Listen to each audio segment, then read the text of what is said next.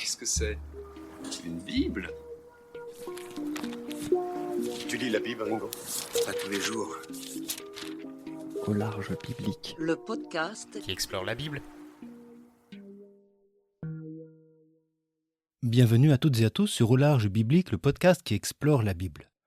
Nous avons entrepris depuis 10 épisodes la lecture attentive du livre de Judith, et pour conclure, je vous propose de reprendre quelques éléments clés de cet ouvrage un peu oublié ou délaissé. Effectivement, le livre de Judith est absent des éditions des Bibles hébraïques ou protestantes. Dans ces dernières, il s'y trouve parfois dans le petit corpus des livres apocryphes ou deutérocanoniques, considérés comme non inspirés, secondaires, éventuellement utiles à la piété ou à l'enseignement. En ce qui concerne l'Église catholique, si elle le considère comme inspiré, elle n'en fait nullement usage dans ses lectures liturgiques, hormis un extrait de l'Action de grâce de Judith chanté au laude des mercredis de la première semaine, un cantique totalement déconnecté de son substrat narratif. C'est dire le peu d'intérêt que cet ouvrage a suscité au sein des églises. Bref, c'est vraiment un livre qui semble avoir été oublié.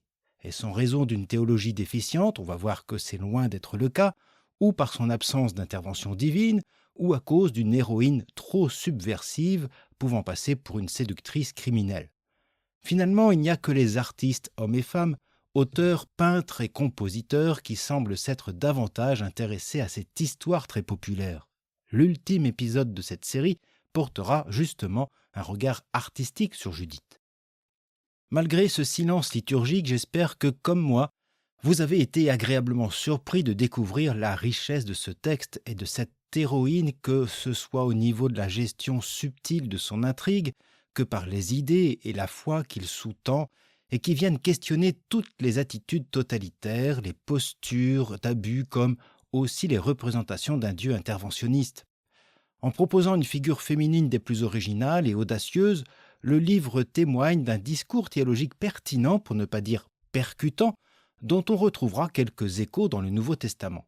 C'est l'art de Judith et de son auteur de nous faire percevoir ces éléments que j'aimerais évoquer avec vous lors de cet épisode conclusif.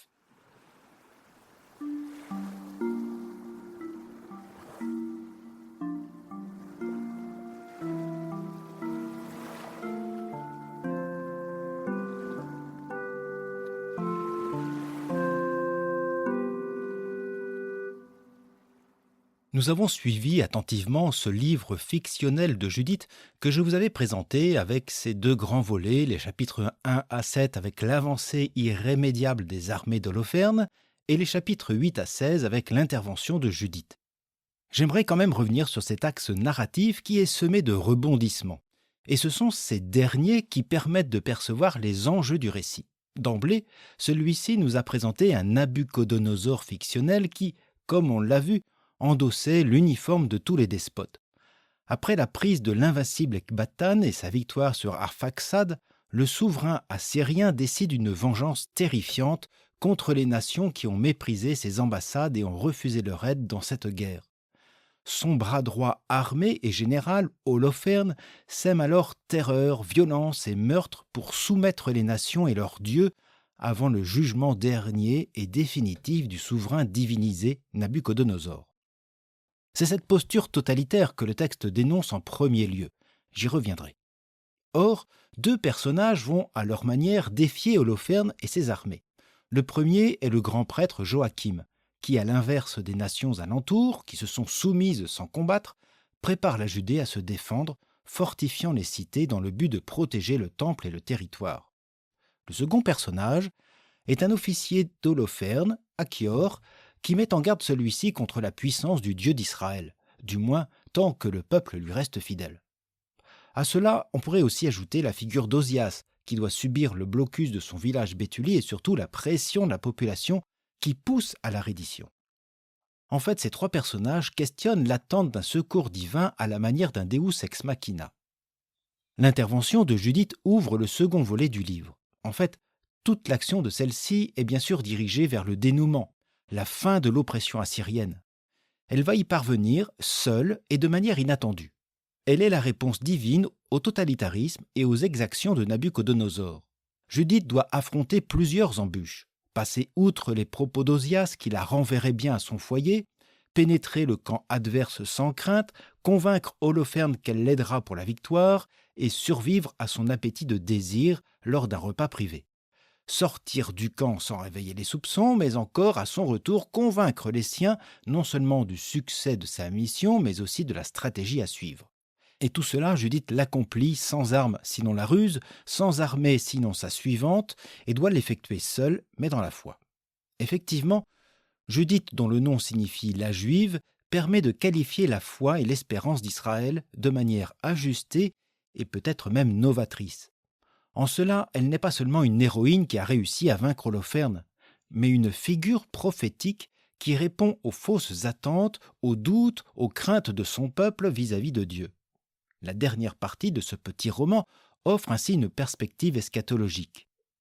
En cela, le livre de Judith comporte des accents bien subversifs. Le dessein de salut, le combat final, n'est dû ni à une armée d'anges, ni à une troupe royale, ni à un seul roi ou grand prêtre, pas même un héros vaillant, mais par la main d'une femme veuve et quasi recluse, pieuse et indépendante, mais ô combien audacieuse, qui va jusqu'à se confronter au mal incarné par le personnage d'Holoferne, fidèle général de son dieu et roi Nabuchodonosor.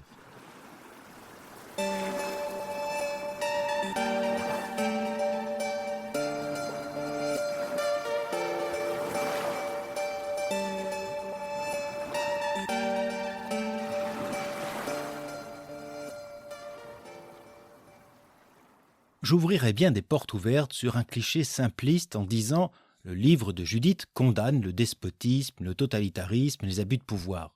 Le livre de Judith va un peu plus loin. Certes, derrière Nabuchodonosor et Holoferne transparaissent toutes les puissances qui ont dominé avec violence Israël et détruit son temple ou son culte, assyrien au 8e siècle avant notre ère, babylonien avec la ruine du temple et l'exil, jusqu'au souverain grec Séleucide, un siècle avant l'époque de la rédaction.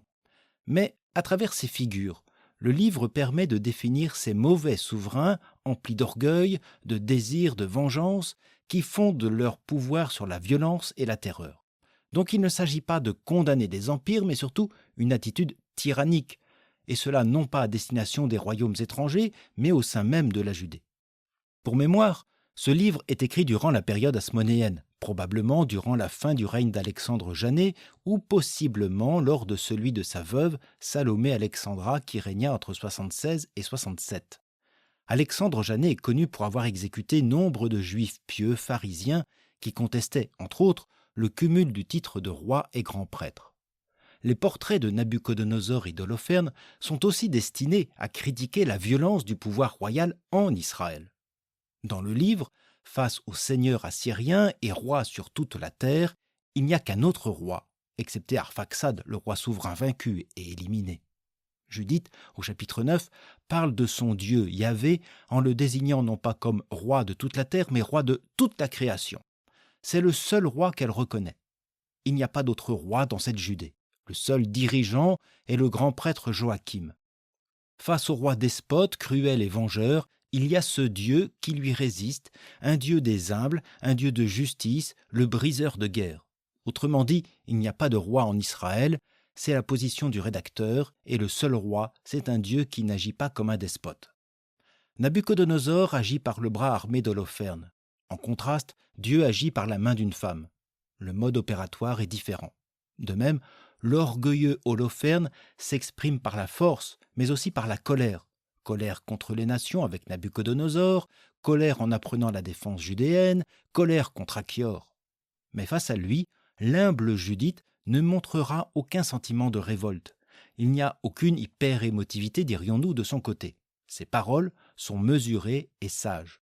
Le texte ne la montre jamais s'emporter de colère, pas même d'effroi ni de crainte. Si Holoferne est un homme de colère qui agit violemment contre son entourage, Judith est une femme de prière. Je n'oppose pas les deux, la colère peut s'exprimer en prière.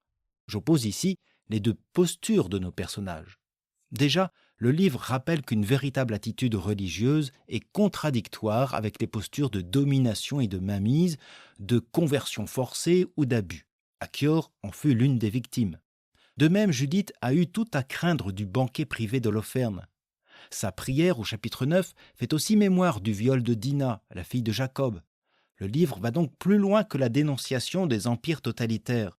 Il dénonce les emprises personnelles et montre qu'elles ne sont pas de l'ordre ni du domaine de Dieu.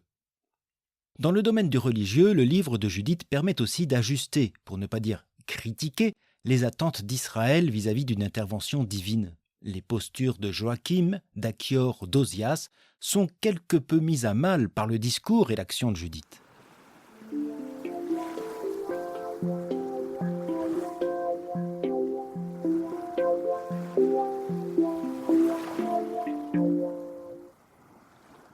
Face à Nabuchodonosor et Holoferne, Joachim met en place une défense du territoire. Mais le but ultime, c'est avant tout de préserver le temple et le culte, récemment restauré, dit le texte. La défense militaire pourra-t-elle suffire ? Le blocus de Béthulie, qui va affamer et assoiffer sa population, montre que ces mesures seront bien vaines.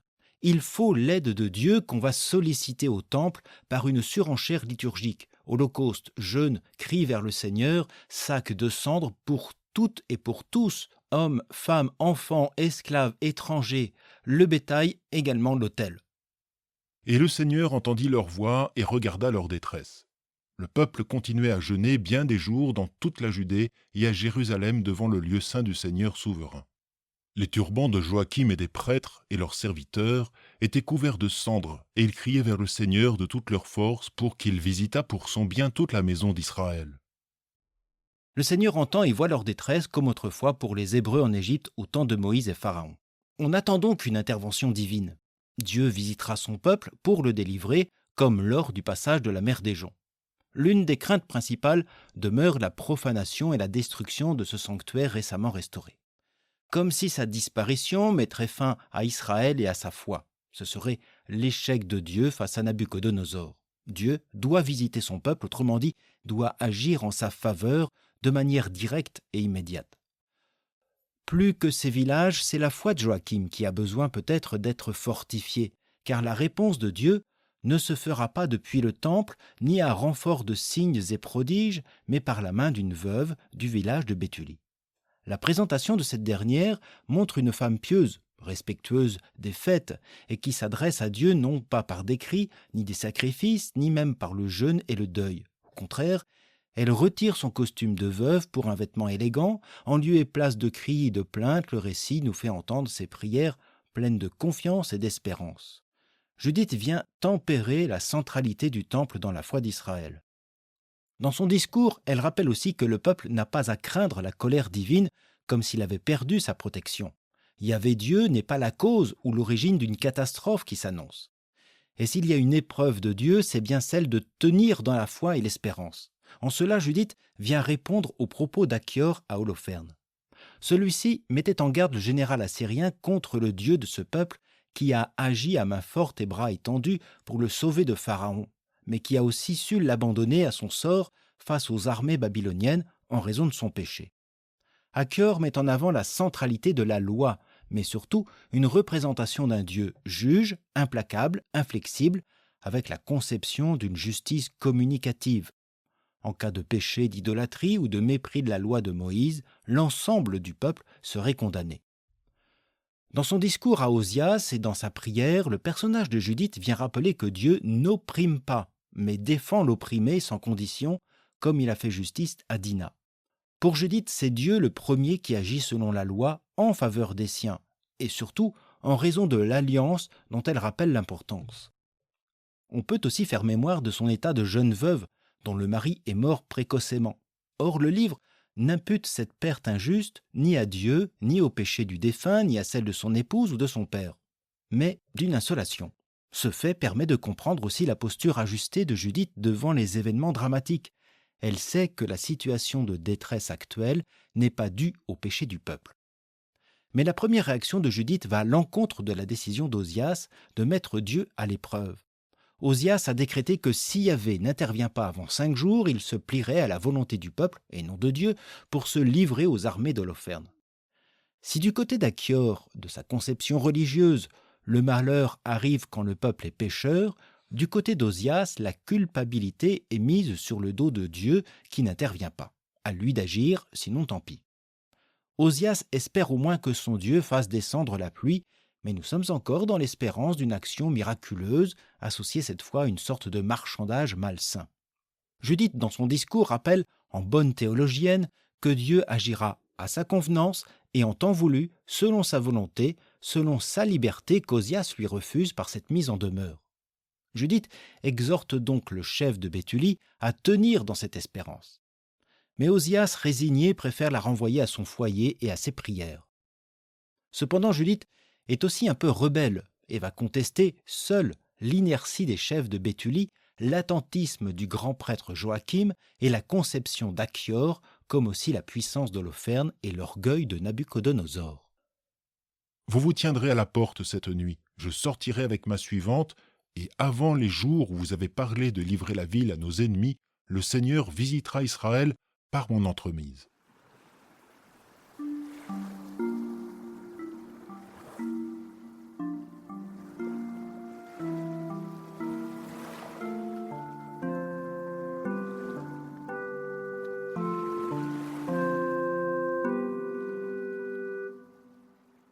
C'est donc, comme le répète le livre plusieurs fois, par la main d'une femme que le Seigneur agit en faveur de son peuple.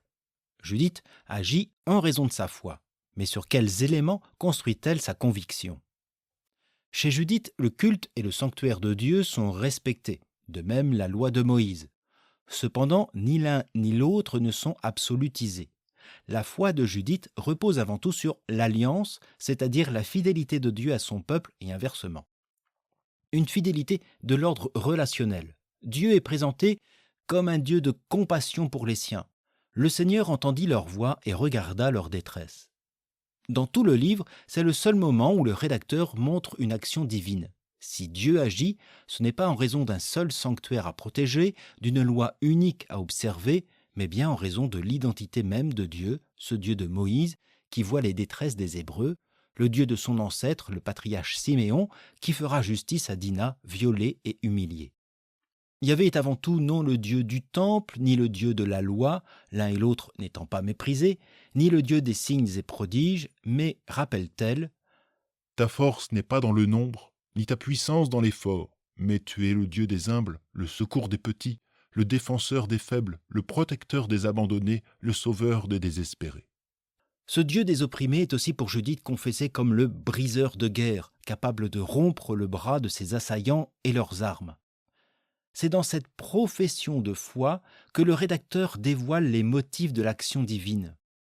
Or, alors qu'elle vient d'entendre de la part d'Ozias une fin de non-recevoir, elle n'a d'autre issue pour sauver son peuple que de témoigner, par sa démarche, qui est le Dieu d'Israël qui visitera son peuple de manière inattendue par la main d'une femme.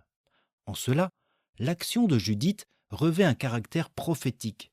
Elle s'adresse d'ailleurs aux anciens de Béthulie à la manière d'un prophète, comme le fit autrefois le prophète Michée, dénonçant l'égarement de son auditoire pour mieux l'exhorter à se reprendre. « Écoutez-moi, chef des habitants de Béthulie, car elle n'est pas droite la parole que vous avez prononcée devant le peuple en ce jour. » Judith est reconnue par Ozias et les anciens comme une personne sage et avisée. Ils reconnaissent son intelligence, sa beauté intérieure. À maints endroits, Judith s'appuie sur l'écriture, l'histoire patriarcale, la sortie d'Égypte. Elle est présentée comme une femme de parole et qui va tenir parole. Pour autant, les chefs du village refusent de l'entendre sur ce point. Si ces paroles n'ont su convaincre, il faut alors un geste prophétique fort que va être sa démarche qui va la confronter à l'homme invincible, Holoferne. On a vu combien dans son plan d'action, Judith n'agissait qu'en raison de sa foi, mais aussi dans la prière. Même au moment de trancher la tête d'Holoferne, ce qui permet à l'auteur de souligner la disponibilité de Judith au dessein de Dieu. J'avoue que ce dernier acte est violent et on serait en droit de se demander si ce geste ne vient pas contredire le commandement « tu ne tueras point ». De même, on pourrait s'interroger sur sa ruse avec ses propos quasi mensongers et surtout sa beauté séductrice.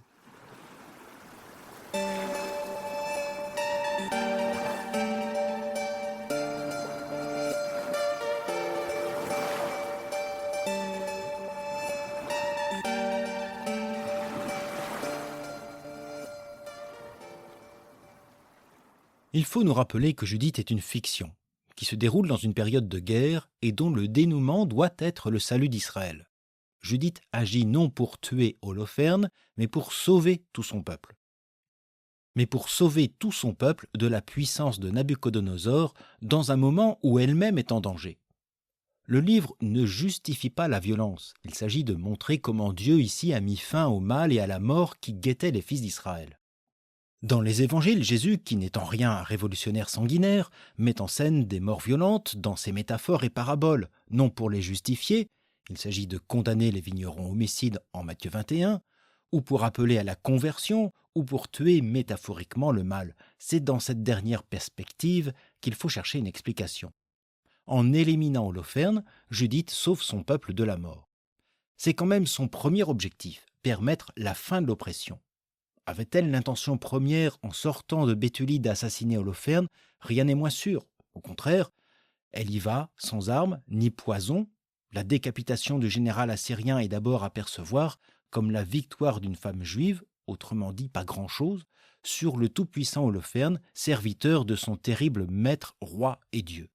C'est un peu David contre Goliath, version féminine. Lorsque celui-ci se présente, personne ne croit en sa capacité de battre le champion et géant Goliath. De même, Judith n'est pas pris au sérieux par les chefs et les anciens de Béthulie. Comme David et bien d'autres personnages bibliques, elle n'a que pour seule arme la ruse face à la force. La ruse rend compte de l'intelligence éclairée dont furent aussi bénéficiaires d'autres personnages comme Jacob, David, Tamar, Esther ou Daniel. Mais avec Judith, la ruse s'accompagne aussi de séduction. Pour autant, peut-on accuser Judith d'user de ses charmes pour parvenir à ses fins? Comme la ruse, la beauté biblique est souvent un don de Dieu. David, comme Daniel, sont loués pour leur beauté, une beauté toujours associée à leur sagesse. C'est encore le cas avec Judith. Osias et les anciens reconnaissent sa beauté qui est aussi et surtout intérieure. C'est ce qui est premier. À l'inverse, Holoferne et la soldatesque assyrienne n'y voient qu'une beauté à convoiter. Si Judith est belle, elle ne séduit pas.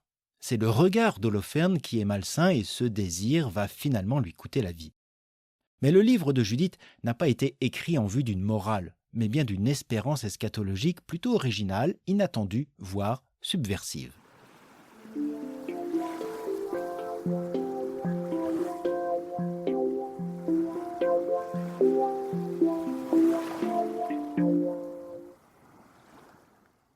La posture de Judith, étendard des opprimés, vient contester bien des autorités en place. Pas seulement Holoferne, mais aussi Osias, ou l'officier Achior et dans une certaine mesure le grand prêtre Joachim. Ces trois personnages pourraient représenter les trois aspects, la vie économique et politique de Béthulie, la force militaire et l'action religieuse. Mais aucun de ces trois pôles n'aura permis la victoire finale. C'est bien sur cette victoire que se conclut le livre, une victoire par la main d'une femme, qui vient donc contredire les victoires du roi divinisé et despote Nabuchodonosor. Au jugement dernier du roi assyrien répond le jugement de Dieu dont Judith fait signe. La dimension eschatologique est très présente dans l'ensemble du livre. Cette victoire définitive de Dieu est aussi rappelée avec la fête de Hanouka que le livre évoque en filigrane.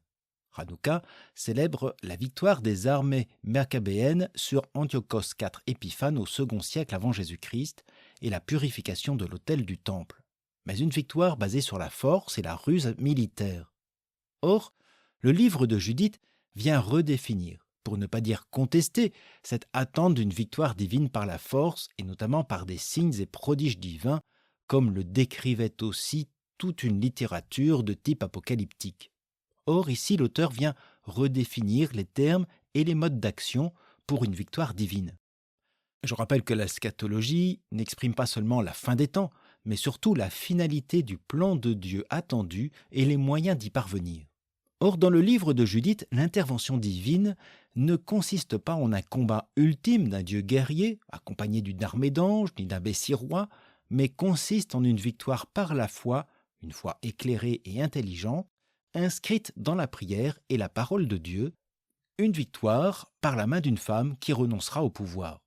Dans ce triomphe de la foi sont aussi conviées les nations qui ont accueilli cette révélation dont Achior est la figure.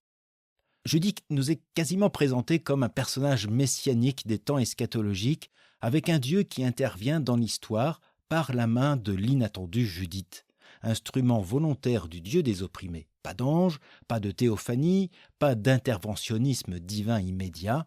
Le livre de Judith porte cette espérance eschatologique qui contraste avec les récits contemporains d'une apocalyptique parfois terrifiante. En reprenant les figures bibliques de David, Anne, Myriam, Esther, Déborah, Tamar et même Dina, sans oublier les patriarches, le rédacteur n'entend pas proposer une théologie nouvelle, mais un regard éclairé sur l'espérance en Dieu qui ne s'appuie ni sur une démesure cultuelle, ni sur une obéissance servile à la loi, mais sur l'alliance et la foi dont les premiers témoins sont les humbles en Dieu. Judith a même cela de particulier parmi les héroïnes bibliques, que son action n'est nullement liée aux épousailles ou à la maternité. Elle endosse un rôle politique et religieux des plus forts et destiné à révéler cet inattendu de Dieu tant au peuple qu'au grand prêtre Joachim.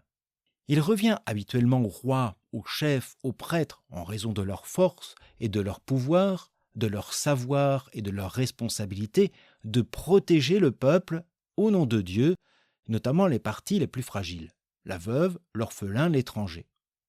Mais cette fois, c'est Judith, une femme, une veuve, qui va sauver le peuple de Judée, fort de sa foi au Dieu des humbles. C'est en cela que le livre de Judith est assez subversif. Pas étonnant que cette figure de Judith, l'humble servante, se retrouve dans le Nouveau Testament et particulièrement dans l'Évangile de Luc. Les propos de Marie, lors du Magnificat envers ce Dieu qui élève les humbles, ceux de Zacharie avec le Bénédictus, comme aussi la figure de la veuve et prophétesse Anne, pourraient faire écho au livre de Judith. Ces trois personnages annoncent justement l'accomplissement du dessein de Dieu avec la venue inattendue du Messie en un enfant nommé Jésus. Le ministère de celui-ci, ses discours, pourraient également entrer en écho avec le livre de Judith, et cela jusque sur la croix où se révèle l'inattendu de Dieu.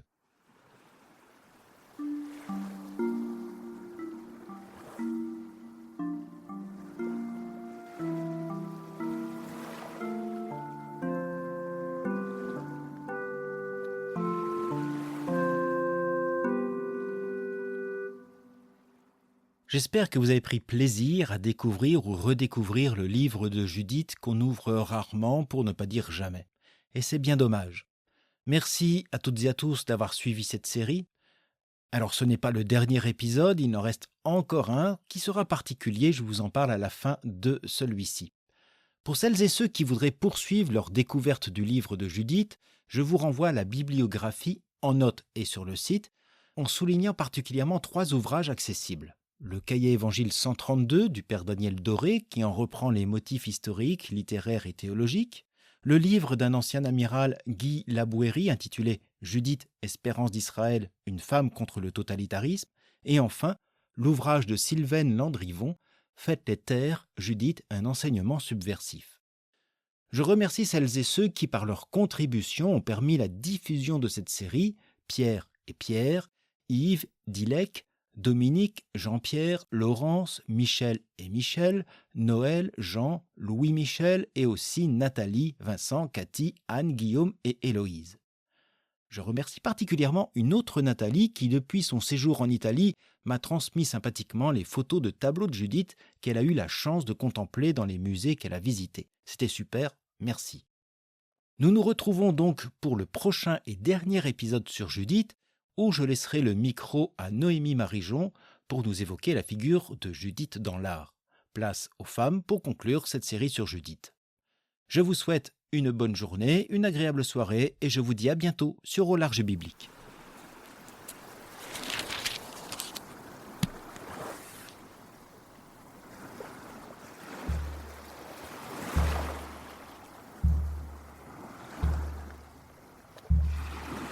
Au Large Biblique est un podcast créé et animé par François Bessonnet, prêtre et bibliste.